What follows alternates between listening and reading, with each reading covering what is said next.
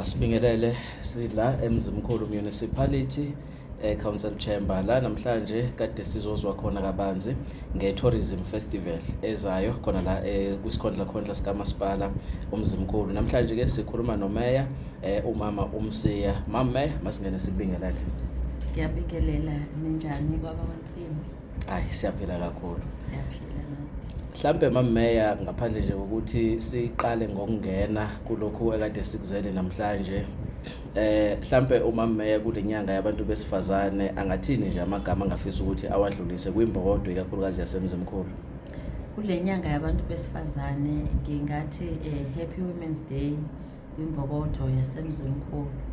Ngithi umzabalazo uyaqhubeka, abavuke bazithathe into esizabalazelayo ngokuthi abafazi abazimele kwezomnotho bangaxhomekeki kwabanye abantu, bavuke bazenzele. Nayi-ke into enkulu namhlanje esilethile la nethi nethula khona i-Tourism Festival.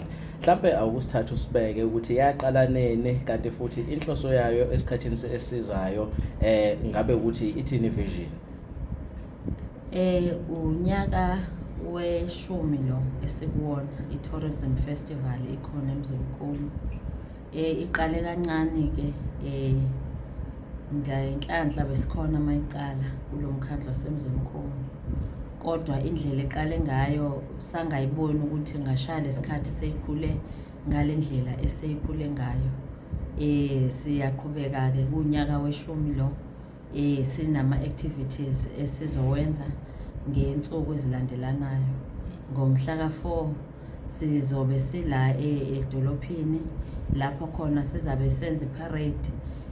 Sifocuse kakhulu masenza iparade ukuzigqaja ngobuntu bethu, siveze ukuthi eMzimkhulu yini esinayo, ugqoke ngendlela owazi ngayo ukuthi wena ukhuliswe kanjani, uziveze ubuntu bakho. eMzimkhulu ke siyabantu abathanda ukuhlukahlukana kakhulu ngeculture. Akhona amabhaca, kukhona inhlangweni, uzamthola umXhosa eMzimkhulu, uzamthola umSuthu, yonke inhlobo nje ikhona. We are a cultural diversity municipality. So ingakho ke sithi umuntu nomuntu ngomhla ka4 akeza azoziveza ukuthi yena uphumaphi. Namahashi kayobe khona ehamba kanye nathi, amabhayikhazi ayobe ingxenye. Sine band eyigugu kakhulu la eMzimkhulu yasegugwini eWard 14 ezobe ihambisana kanye nathi isihola kulomsebenzi. Simema ke wonke umuntu ukuthi abe khona. Then ntambama ngomhla ka4 sizobe again sine galadina lapho khona sizobe sibungaza abantu be-tourism, sincoma ubuhle be-tourism nokuthi ungenza kanjani ukuthi ibhizinisi le-tourism ungene kulona. Sinawo kama-CTO la esisebenza nawo i-business chamber ukukwazi ukuthi nawe ungene kulo mkhakha mangabe uyafuna. Sinendawo ezinhle kakhulu eMzimkhulu Sunday sizothi masenze hiking ngomhla ka6 siye kwenye yazo elapha yakanongidi eWard 21 siyobona ubuhle boMzimkhulu. Sincoma ke nokuthi ama-investors kulezi ndawo ze-hiking akwazi phela ukuya khona develop izinto ezizokwenza i-tourism eMzimkhulu ikhule kakhulu, ngoba ziningi indawo esizi-identifyile. Last year nje besise-Ward 13 endaweni yaseNgudwini. Ubuhle bulaphaya, ngabona kahle ukuthi cha eMzimkhulu kuhle. Ngomhla ka5 ilaphi i-event enkulu izobe ikhona. Sizobe silaphaya eWard 13 eKoki endleleni eya eHarding ku-P417. Izobe lapho nje impela i-event yethu enkulu, i-horse racing. Sinama race awu-12 azobe eqhubeka laphaya. Isiteki sethu ke u400,000 esibekile nje for i-race. Sizobe sine fashion show izobe iqhubeka laphaya. Abathungi baseMzimkhulu bazobe bekhangisa ukuthi yini abayenzayo. Bese lowo ke obashaye bonke emakhanda kunomkomelo nje omhle esibabekele wona. Ozoba i-surprise ke kubona ngoba bazobe beqala ukuthola ongangaliwaya. Sibabekela i-surprise ke bona ukuthi onengubo nje phume phambili. Hayi sekukhona esimhlelele kona okuhle esizokwenza. Nabadayisi ke amabhizinisi amancane azobe khona laphaya. Sizobanika ama-permit esikhashana abangenawo, abakwazi abafisayo ukuthi bahambe bayodayisa laphaya, benze kanjalo bathengise. Kuyobe kumnandi, kuyobe kusindwe ngobethole.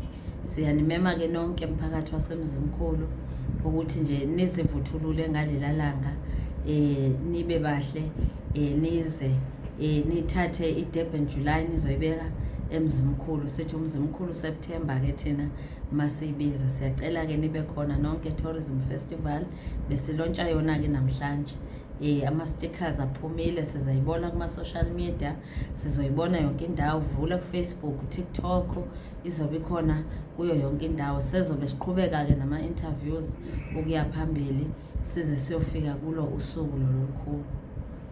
Mhlambe abantu ngoba phela amameya abayi inxanye bengamanzi, uzothi omunye lento le yale midlalo kanjalo futhi nalo hlobo lwemicimbi mhlambe lumosha imali ekufanele ngabe iyathatha iyofakwa kwenye ingqalasizinda, njengokulungiswa kwezinto zamanzi, kwakhiwa kwezindlu njalo njalo. Mhlambe ungathini ukuphendula loyo muntu ocabanga kanjalo, ukumqinisekisa ukuthi nakho lokhu kusayingxenye yentuthuko? I-service delivery iyingxenye eziningi njengoba sikhona emkhandlweni. Sinehlobo lwentuthuko lwe-infrastructure, sinehlobo lwentuthuko lwe-tourism lelo sikhuluma ngalo, ukuthi ezokuvakatsha zingakwazi ukuthi zishintshe impilo yomuntu. Athi umuntu ebengathathi intweni kodwa angene ebhizinisini lezokuvakasha. La eMzimkhulu sinama-B&B, sinama-hotels. Lolo hlobo lolo lobhizinisi lusho ukuthi ungakwazi ukcreate ithuba lomsebenzi, ukwazi ukuthi futhi ukuthi uphile. I-service delivery enkulu kabi ngoba ukwazi ukudevelopa umuntu isiqu sakhe, ungeve uyo kwakho umgwaqo ubenefita i-community yonke. Kodwa mase umdevelop umuntu ebhizinisini lakhe, yilapho ke ngoku sosa intuthuko kuye ngqo, azokwazi ukuyibona endlini kwakhe. Ngingasho njalo nje ukuthi ibaluleke kakhulu le development esingayo namhlanje. Mameya, kule micimbi ngabe khona mhlawumbe amathikithi athengwayo noma kungenwa mahhala nje umphakathi awusondele ngobuningi bawo ungalindeli ukuthi mhlawumbe khona ozokhokha? Kulo mcimbi akukhokhwa kwanto, uyafika nje kungenwa mahhala. Kunezindawo nje ezilungisiwe umphakathi wethu obungena ungakhokhi ngisho usheleni. Uyaziswenkela nje, ugqoke ngendlela ozigqaja ngayo, bese uyafika emcimbini kuyo yonke kusukela ngomhla ka4, mhla ka5 nomhla ka6. Mhlambe omunye uzothi mina ngise-Newcastle, ngise-Ladysmith, ngise-Pietermaritzburg, ngise-Eastern Cape njalo njalo. Uqinisekisa kanjani ukuthi mase befikile kuyona le micimbi bazokwazi ukuthi babe accommodated, mhlambe kuba ukuthi abafuna ukulala bayakwazi ukulala njalo njalo, nanokuthi zikhona mhlambe ezinye indawo ezingamagugu abangakwazi ukuthi baphinde bazivakashele as part of tourism? Sinazo indawo ezingamagugu eMzimkhulu as part of tourism, njengoba sisenza le hiking. I-hiking is part of tourism. Indawo ongazivakashela zonke lezi esesizi-identifyile ukuthi ukwazi ukuyofika. Yabona nje mawukhuluma ngo-Ward 1, sinendawo ezinhle kabe e-Ward 1, ukhuphuka intaba ukwazi ukuthi uzibone kahle. Sinama-B&B yakhona la eMzimkhulu, hotels ezikhona uku-accommodate. Amangabalula ezila edolophini nje kuphela, sinomzimkhulu hotel lapha ezansi, mawungena ebridgini uqhamuka eXhobo. Siphinde sibe ekuphumuleni olangenhla kwe-council chamber, sibe nelala khona. Sibe inqalo ke yona ingale ngaphesheya, kodwa nayo iseduze makuwukuthi ufuna i-accommodation. Kuya ngawe ukuthi ufuna ukulala endaweni enjani, kodwa indawo zethu zi-clean, zinhle, abavakashi baphatheka kahle futhi kuzona zonke. Mameya, sizwile kamnandi kakhulu. Mhlambe ake nje sithi ukuthi kancane ukuthi since nangene office kusukela ngo-2021 kuze kube yimanje, mhlambe imaphi ama-key highlights wezinto ozothi cha uyazigqaja ngazo kakhulu makwenzeka noma yini ngomhla ka4 kodwa uthi hayi ngisebenzile khona? Ngizoqala nje nge-Memorial Hall. Umzimkhulu siyazi ukuthi idolobhana nje lincane, kodwa elithuthukayo everyday. Sithe masingena i-Memorial Hall beyingamuvi ngendlela esifisa ngayo, kodwa sathi masingena ngo-2021 sile council sazimisela ukuthi i-memorial hall ithina abantu abazoyi-hand over. Siyayazi history yayo, angeke ngiyiphinde la. Ithina abantu abazoyi-hand over, ngeke sikwazi ukuphuma ingaphelile. So kungekudala nje sizobe simamema umphakathi beza sizovula i-memorial hall. Kwakhona kune-SMME facility esiziqhatsha kakhulu ngayo ngoba yona ilungiselela abadayisi. Njengoba sithi economy yethu eMzimkhulu sifisa ukuthi ibe seyikhulile isimeme ngo-2030 eMzimkhulu, sibhekelela abadayisi ke laphaya. Sinamadayisi esabasusa eTransit abawu-22 abasebenzela kuma-containers njengamanje, kodwa masiqeda nje siyi-hand over sizobabuyisela ngaphakathi kwi-SMME bese sibe nezindawo ezu-108 esizobe sibheka imikhakha yonke yosomabhizinisi. Ama-saloon sizobe siwa-consider, siwafaka laphaya, amakhishi, restaurant, ama-ofisi kulabo abazisebenzayo ngokwe-ofisi. Azobe khona lapha ababhekene ne-textile yabathengisa yona, sizokwazi ukuthi siba-accommodate kuyo leya SMME ukuze phela umnotho waseMzimkhulu siwubone ukhula. Sispende imali engango-43 million kuleya SMME ukuze ikwazi ukukhula. Bese sibe ne-Harry Gwala Sport Complex esilapha phezulu emva kwasestiyezi, naso esaqhubeka naso senze uphase 1. Uphase 1 wethu obokusama earthworks sabuya saya kuphase 2A nophase 2B. Nawo lama phases we are about ukuthi siwa hand over ngoba ayaqhubeka, asezophela njengamanje. Ayikho inhlobo ye-sport esingekho laphaya. Une-pavilion enkulu eyona main ground yethu laphaya ngaphakathi, enama-shelter, enama-change room, enako konke. Sibe nendawo zabadlali, ama-change room ezihlukahlukene eziwu-2 nokusama ofisana okhona ngaphakathi. Siphinde sibe nama-stalls alaphaya wabadayisi alako-7 akhona. Ama-ground-ke singabalula-ke awe-soccer, sino-7 aside abayinqwaba bagcwele laphaya. Sine-netball, sine-hockey, sine-volleyball, sinendawo futhi yokuzivocavoca laphaya ongakwazi ukuthi uma uyobukela imidlalo nawe uthathe yakho i-tracksuit uzivocavoce. Sine-swimming, yonke into ikhona, tennis, yonke into ongayicabanga ehlanganisa sport. Ama-cyclers azokwazi ukuthi accommodate-eke laphaya nawo. So into ene-sport nje njengoba sithi complex sisho ukuthi konke okuhlanganisa sport. Ngicabanga ukuthi nimvile usomlomo mayithi nale ye-spinning siyacabanga ukuthi nayo siyibukele indawo laphaya ngokwe-planning sikwazi ukuyi-incorporate kuleya complex ngoba iyona engakabi nayo indawo eproper lapho badlalela khona. Imigwaqo emakhaya sisebenze kakhulu ezindaweni eziningi, nangazibalula nje indawo esifike kuzona ngeke ngiziqede uMzimkhulu mkhulu. Ngingabalula ukuthi besikhona koBovini eMzimkhulu, sibekhona eWard 9 eMambulwini, saphinde saba khona kaNozingile eWard 3, umgwaqo saya eWard 7, senza umgwaqo nakhona engusezinyongeni esisezayo hand over njengangoku. Bese-hand over amahholo amathathu amahle. Siqale eWard 1 sabuye eWard 1, saya eWard 5 sabuye eWard 5 saya eWard 7. Amahholo lawaya ay-state of the art amahle. Saya kaWard 22 lapho bese-hand over khona i-sports ground esihle ulusha laseWard 22 lapha kaKhiliva. Angeke liphinde litholakala emgaqweni. Indawo zokudlalela zokupractice zikhona, zidinga bona nje ukuthi baqoqane bahambe baye laphaya. Besikhona futhi kaMadakeni eWard 20 siwenzile umgwaqo saphinde sawubuyisela futhi kahle kubantu. Kungekudala sobe siye eNcambela abantu abebekhala ngogesi kudala bethi bashiye kabona makwaqala kufaka ugesi, kodwa siye saba-attenda ngoba siyamakhansela amamelayo. Kungekudala sabe siyovula hand over ugesi wakhona endaweni yaseNcambele eWard 10. Yamona kungahlwa kuse mawuthi nje asikhulume ngentuthuko yaseMzimkhulu ngoba sisebenzile singene la ngekho ka-robot, kodwa futhi ile council saphusha ukuthi asiqiniseke ukuthi i-robot liba khona. Abantu baseMzimkhulu bangahambi nje ngokucabanga kwabo, kodwa bekhona into ebagayidayo.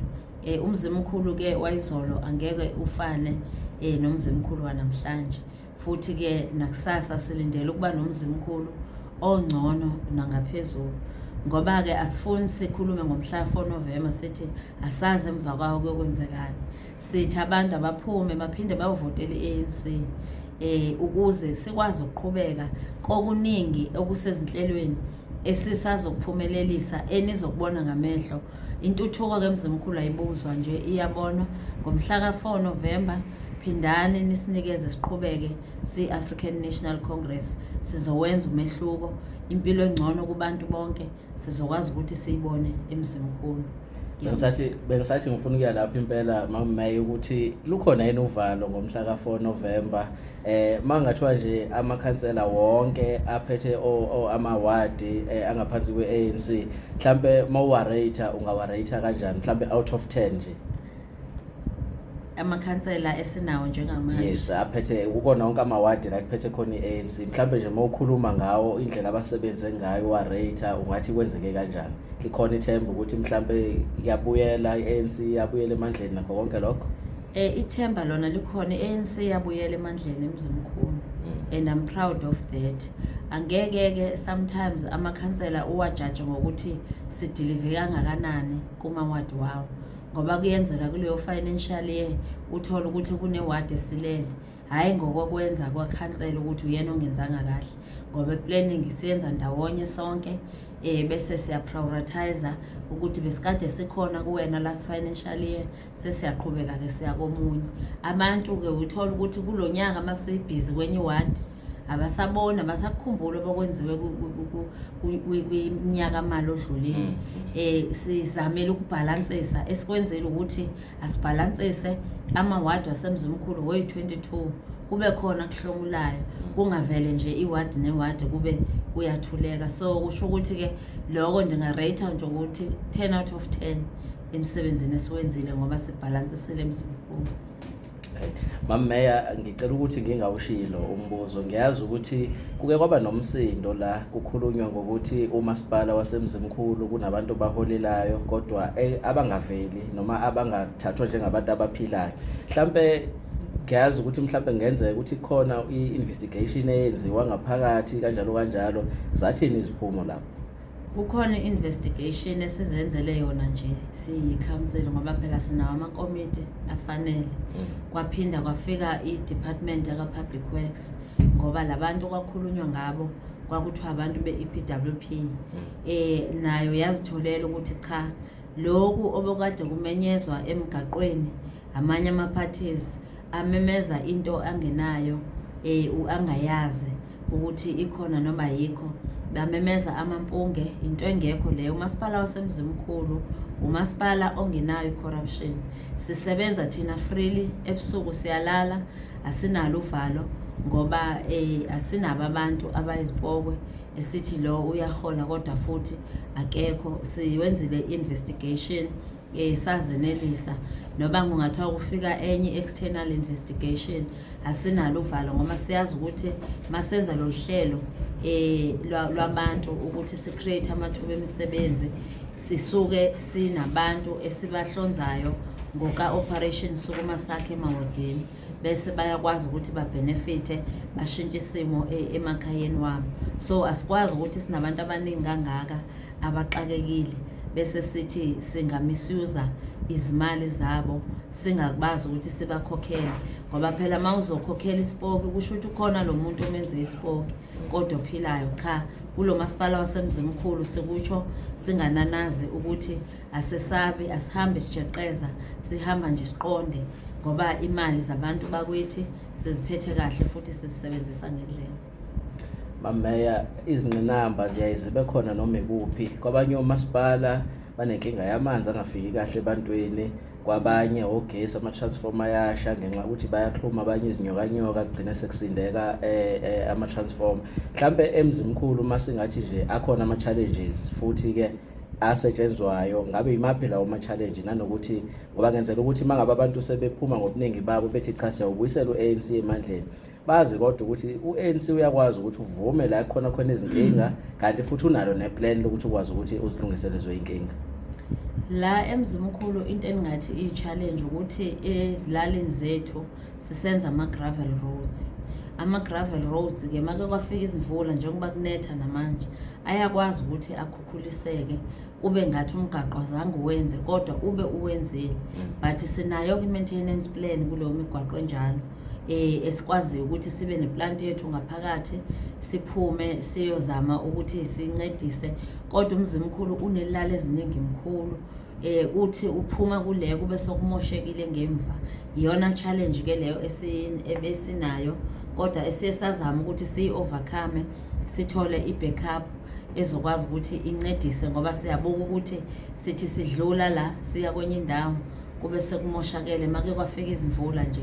Yileyo nje i-challenge ebesithanda ukuba nayo enkulu kakhulu but esiye sabuka ukuthi asiyi-backup sikwazi ukuncedisa abantu bakithi ukuthi umgaqo ungamoshakali.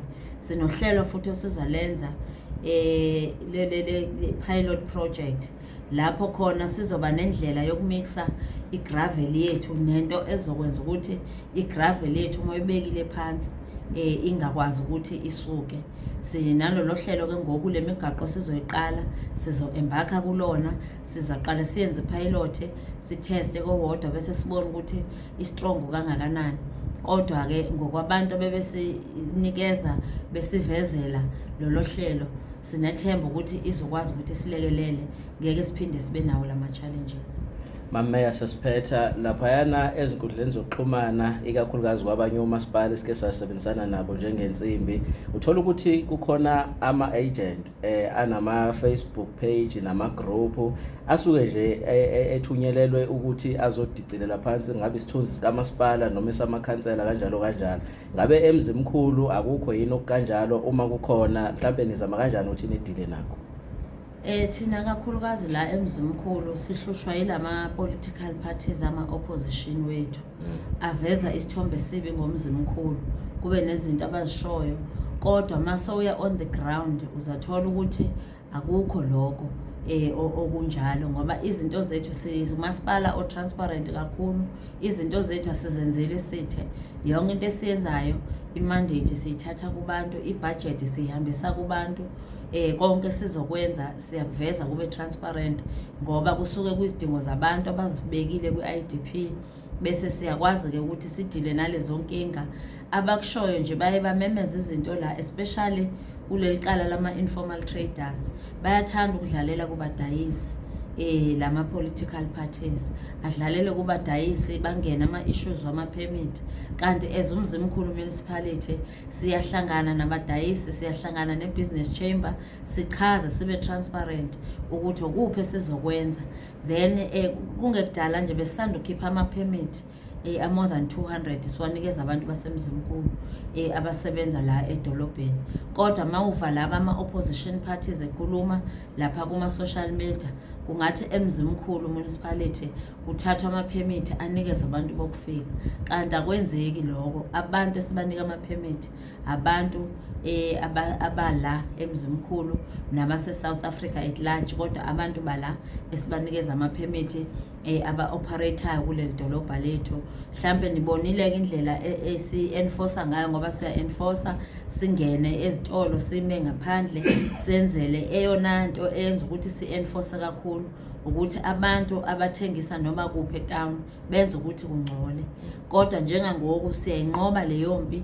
uMzimkhulu sifuna ube yi-cleanest town kunawo wonke amadolobha akhona ngoba ungaba-arrange abantu bakho laba abadayisayo emigaqweni ubabeke endaweni efanele yilapho kuqala khona idolobha kuthiwe lingcolile kanti indlela abantu bakho bahlele ngayo. Kodwa nje siyasebenzisana kakhulu nabo abadayisi ama-SMMEs wonke aseMzimkhulu. Sisezophinda futhi sibe nawo amanye ama-permit esizowakhipha. Sithole ukuthi sine-spaces ezu-8 esingakwazi ukuthi sizisebenzise futhi kubona. Sizoyikhipha i-advert ngoba siba transparent siqale sikhulume nabo abadayisi bese siyayikhipha i-advert ngoba kumele si-prioritize sibuke laba bese behlezi bekhona ukuthi sibenza kanjani ukuthi bonke bakwazi ukuxhamla kulolu hlelo lwama-permit. Mameya siyafakaza siyinsimbi ukuthi sike sabona impela futhi sabika lapho kade niyonikela khona ngomshini osusa uboya ngicabanga ukuthi emagusheni. Ngike ngabona ke futhi olunye uchungechunge nje olunama data amaningi engazuthi kunama workshop la kuzohanjelwa khona iwadi newadi. Ngabe khona mhlawumbe ifunding ekhona ezayo la kuzoxhaswa khona mhlawumbe abanye osomabhizinisi noma ke lo lwachungechunge elimayelana nani bengilibona. Uchungechunge lo limayelana nokufundisa osomabhizinisi i-awareness nendlela yokuphatha kahle ngayo ibhizinisi lakho. Kodwa ngoba lolu chungechunge masilenza sizabe sihamba nabantu abama-potential funders. Lapho bebone khona ngeke sibavimbe nabethi cha sibonile lapha kulama wadi njengoba besihamba ukuthi bakhona abantu abane-potential yokukhula, kukhona sibabekele kona ngoba nathi siyakwenza lokho. Njengoba sizobe sihamba sizobe ne-database yabo sinabo bonke ukusukela ka-ward 1 ukuyoma ka-ward 22. Lapho khona ama-funders wethu ezothi mayithi sifuna umuntu onebhizinisi elinjengaleli sibe sazi ukuthi thina siyenzile i-awareness, sikwazi ukuthi makumele sichonge singakwazi ukuchonga lowo mkhakha ifanda esuke ifuna ukusisiza ngawo. Ngoba siyazibhajethela thina siphinde sisebenze ne-Herigwala Agency, sisebenze no-ITIA no-SITFA bayafaka NYDA. Usize kakhulu ke futhi NYDA ebantwini abasha.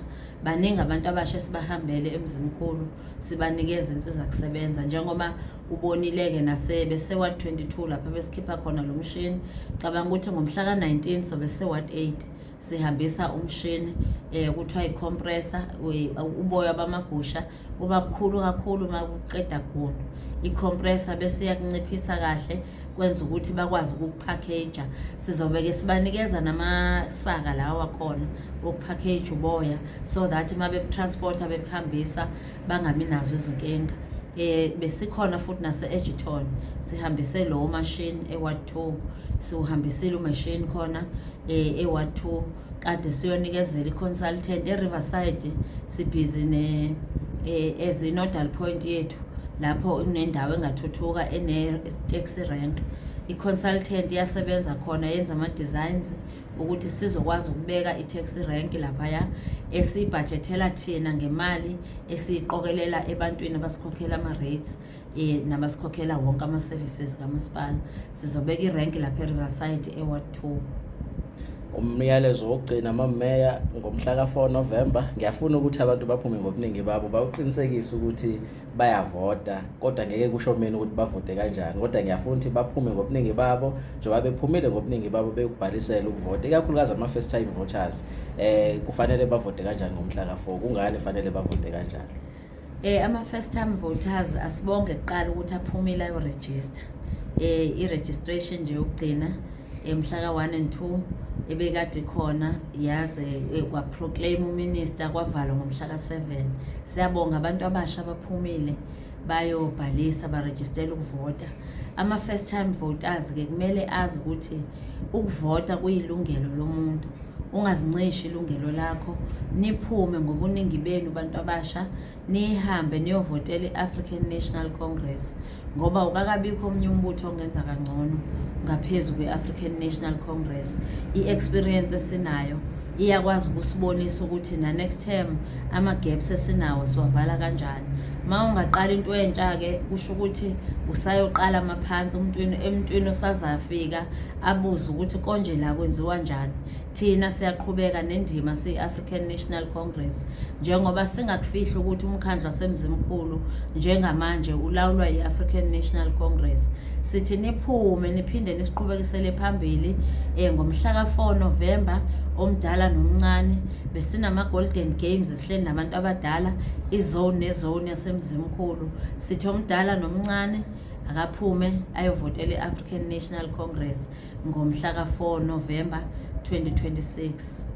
impela akube njalo. Insimbi ingasho ithi uMameya waseMzimkhulu ungomunye wezimeya ezicishe impela zihambe ezinyathelweni ezifana nezosiboniso Zungu lapha kumasipala umuzi wabantu.